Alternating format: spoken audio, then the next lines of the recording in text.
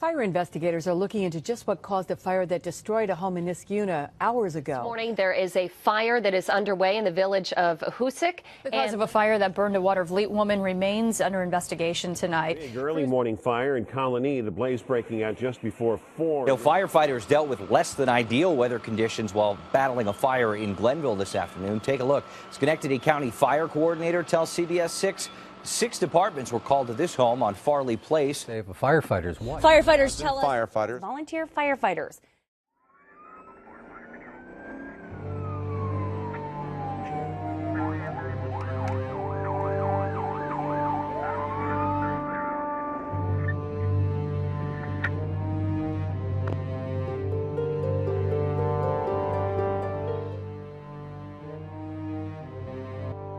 The work of firefighters is seen on the news every night. In the early 1700s, when Benjamin Franklin persuaded city officials to create a volunteer fire department, he said, "An ounce of prevention is worth a pound of cure." He described a club or society of active men belonging to each fire engine, whose business is to attend all fires. This society exists today, and volunteer firefighters comprise 69% of all firefighters nationwide. Volunteer firefighters are men and women in our communities who not only fight fires, but aid people in a medical crisis, in automobile accidents,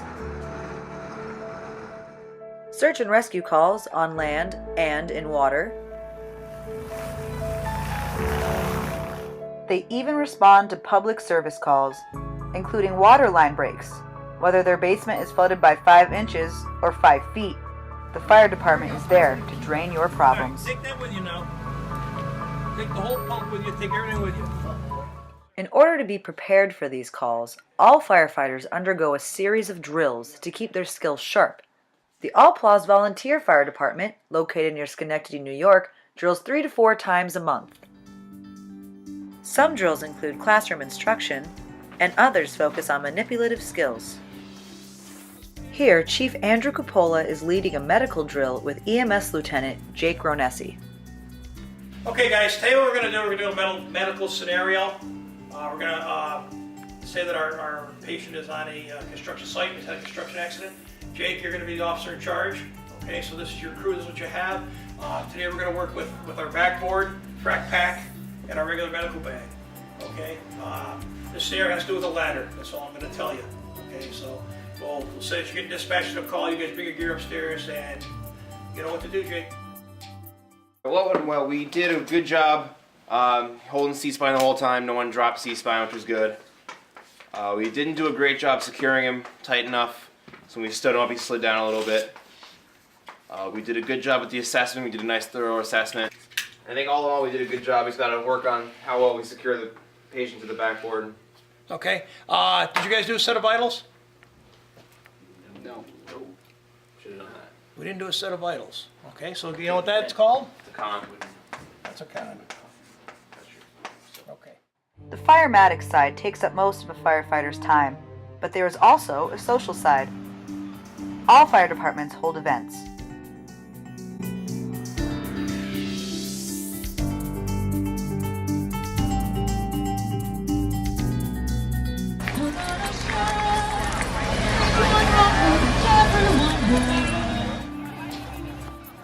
People from the hamlet of All Plaus welcome the town of Glenville to their annual Halloween party, where kids dress up for the costume parade, and the firefighters give their department's explorers a chance to get involved with their community.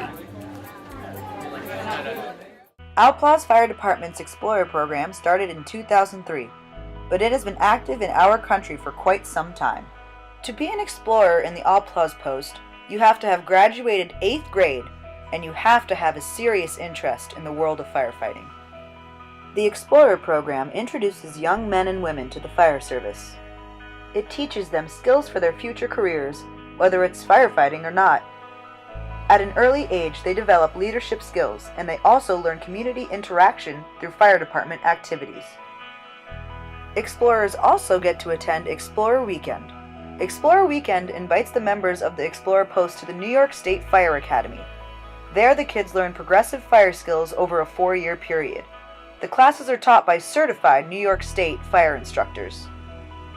I'm Holly Abel. I've been in the post for 3 years and I'm the president. I think the most exciting thing I did at Explore Weekend was the maze because it really showed what it's like. Kind of in a building not knowing where you're going and anything can happen at any moment. Al Plaza's current explorers have many reasons as to why they joined the post. Since I've been a little kid, and I used to live around the corner from a firehouse, and I always wanted to be a fireman. And getting into the Explorer post as early as I could put me on the right track to becoming a firefighter. The reason that I like doing this is because you get to help people, you get to do something for the community. I'm following in my family's footsteps because everybody in my family was a firefighter, so I'm following them. And I always thought it was interesting since I was little. It is very common for firefighters to run for generations. People who are exposed at an early age to firefighting are more likely to have an interest in it.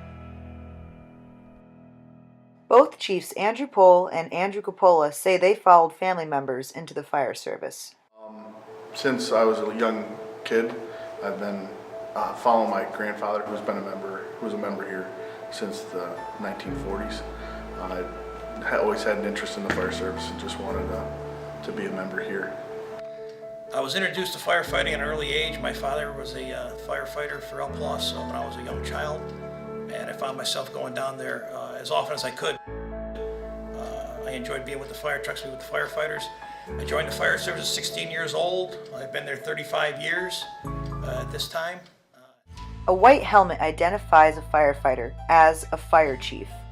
I think a lot of people see it as the glory job. You know, you have the fancy car and the white helmet, but they don't see the behind the scenes stuff. Very large responsibility by being the chief of a fire department. At 204D, General Municipal Law doesn't say, well, it only applies to career chiefs, or it doesn't apply to this guy because he's just a volunteer. It clearly states fire chief. There's no ifs, ands, or buts. So if you hold the title, you hold the responsibility. So a lot of it is learning as you go. The responsibility part, yeah, that's a big burden. I knew it came with responsibility, and I was willing to take on that responsibility. Being a fire chief comes with certain duties. Making sure the firefighters are properly trained, equipment is ready for responses, and that we are compliant with all rules and regulations. We do this all while maintaining our normal everyday jobs that pay all of our family bills. You have to have people under you that you can trust, and it's different levels of trust for different people. So while things differ, there are people that you learn to trust and understand that can help you because you can't do it by yourself. Chiefs and volunteer fire departments hold many responsibilities that can often conflict with their regular job.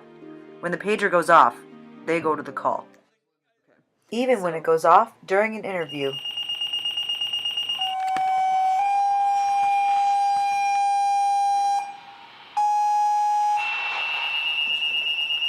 So, gentlemen, where are we going? It's a great question.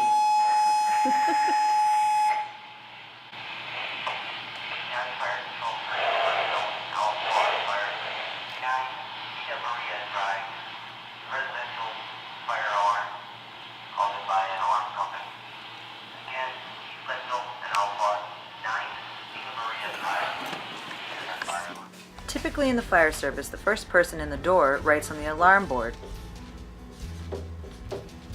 and acknowledges the call to fire control. East Colombo Base acknowledging the call 9 Via Maria for residential fire alarm. In this case, Chief Pohl happened to be at the station during the interview, so he was able to do it quickly. Members get to the station and get on their gear. Then they load up on the truck and head to the call. Typically, the truck gets off the floor anywhere between 4 to 6 minutes after the call goes out.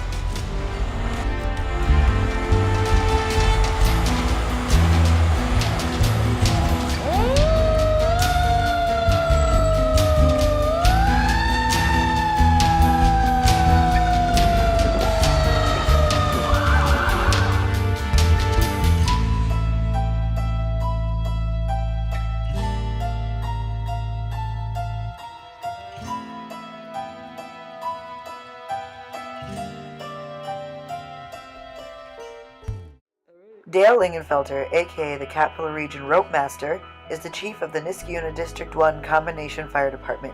He shed some light on what it's like to be in a service that has both paid and volunteer firefighters. You know, working with the volunteer and career service together, you try to take advantage of both sides of it. You know, the career service, obviously their training standards are higher than the volunteer service, typically, at least the minimum training standards. And so you take advantage of their training, their expertise to help train the volunteers.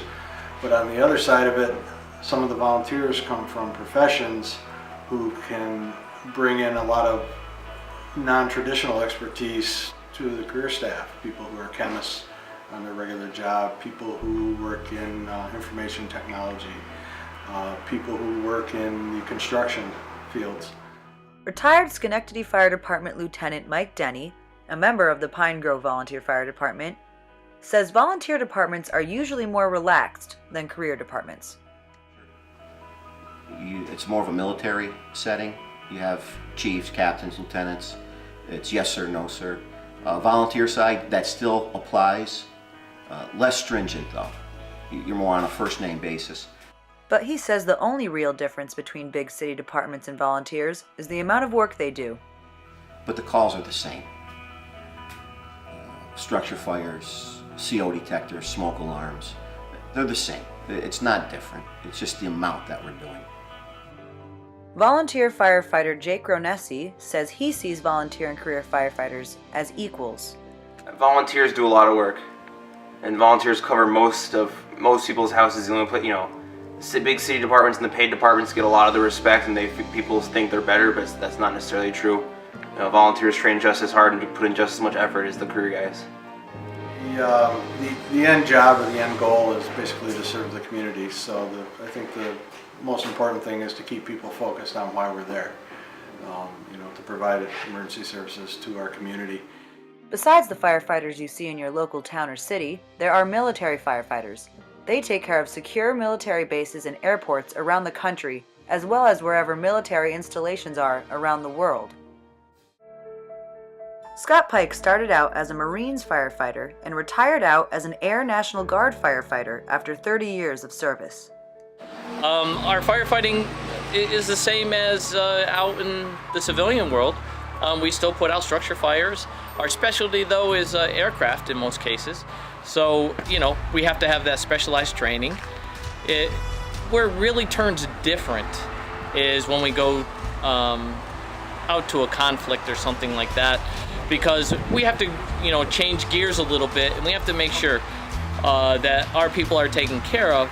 So it changes. I mean, we actually bring weapons if in the Marine Corps, and on the Air Force side, we do the same. And we also have to wear chem suits, and it's a whole different type of firefighting, the way we go about it. But for overall, we fight fires just like everybody else. There may be different types of firefighters, but when disaster strikes, they all come together as one unit. Apparently, a plane has crashed into the World Trade Center in New York. It does not appear that there's any kind of an effort up there yet. Now remember, oh my God. Oh my God. That looks like a second plane. Today we've had a national tragedy. 2 airplanes have crashed into the World Trade Center in an apparent terrorist attack on our country. 9/11 of 2001, myself, along with the Capital District USAR team, as a state team put together to help with technical rescue. We were down there that night around about 5 p.m. The team was down there the same night. We started working on the pile, as it was called, around 2 o'clock in the morning. And the team was there for 1 week. We came back for 3 days and went down again for another week. So I was down there for approximately 11 days. I told my wife I didn't want to go back. So, and you bastards. Cut. After 9/11, there was a surge of people interested in the fire service. One of those new recruits was Assistant Chief Ross Thornhill of the East Glenville Fire Department. By that time, by 2000, I had a house, settled down a bit, and decided to be able to, provide a little bit more from a community service standpoint, and thought that the fire service would be something that I'd be interested in, which it has been. 9/11 wasn't the last time New York firefighters lost their lives while serving their community. Firefighters were killed as they responded to a fire in a home in upstate New York near Rochester. 2 other firefighters were injured when they attempted to fight this blaze. Multiple firemen shot. I am shot. I think we used an assault rifle. We have multiple firemen down. Working fire. Full fire shot with a firearm. Understood. 1C32 to copy. Multiple firemen down. Multiple firemen shot with a working fire. Ted Scardino was one of the 4 firefighters shot that Christmas Eve. Himself and Joseph Hofstetter were seriously injured, but survived.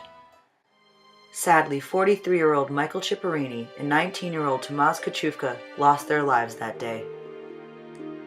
Scardino says that, like post 9/11, people came to volunteer after his town's tragedy. I think a lot more people came out after 9/11 to volunteer. We had the tragedy here in West Webster, which I was involved in, and we've got a lot more people that have come out to volunteer after that. Webster was a change in the fire services. Gunshots, that you can't prepare for that, but it's in the back of our mind all the time when we go out that door. Firefighters witness a lot of tragedy. Certain calls can affect them on a personal level, and anxiety strikes when they hear that call over the pager.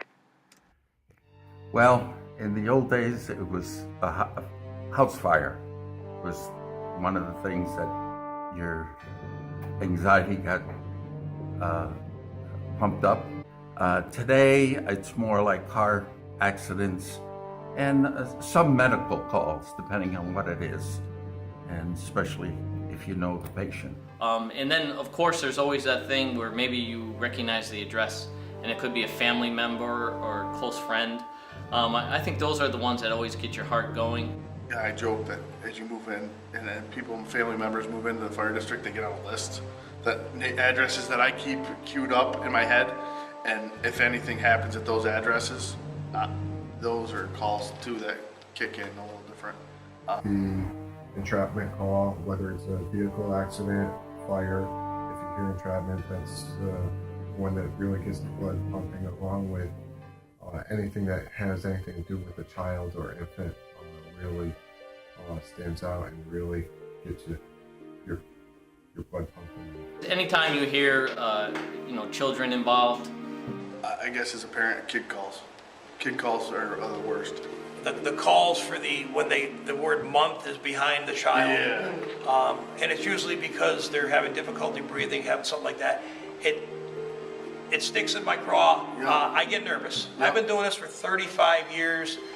A kid call, I actually get nervous and my hands start to shake, and I have anxiety the whole way to the call. Mm-hmm. One way to feel more secure at a call is department updates, whether it's equipment or procedures. For the most part, firefighters agree on the most useful update thus far. I think that our engines and our ladders and trucks are much better, which makes our job safer. Overall, though, I think the fire service really training and education has taken us to a whole different level. One of the biggest updates to the fire service has been the state training courses that have been implemented and staying on top of the training. Firefighting is a tough career. When you think about what we see, what we do, life expectancy on a firefighter is 10 years shorter than anybody else. But the biggest thing is education. The fire service needs people to run it. We need people to move forward to become administrators, to become leaders. There's not volunteers growing on a pine tree somewhere like a pine cone. You can pick them off. Chris Sullivan Irwin, a first-generation firefighter, talks about why he became a volunteer. I was 10 years old. I got a concussion from falling off my scooter, avoiding some avoiding a car in the road. And I woke up and I was surrounded by firefighters that were getting me ready to be put into the ambulance. And waking up and seeing 10 firemen around me was a huge thing as a kid, and that helped me be motivated to go and pursue becoming a firefighter. I am a first-generation firefighter. But most firefighters, like Sullivan Irwin, say the bond they have with each other is worth risking their life for. Because the fire service is just a big brotherhood. We all know each other. We're all brothers and sisters in arms. Not really arms, but axes and hoses. There are people who are great at basketball. There's people who are great at painting. And it's kind of like the same thing. Because there are people here who are great at helping people. That's what we do. We help you.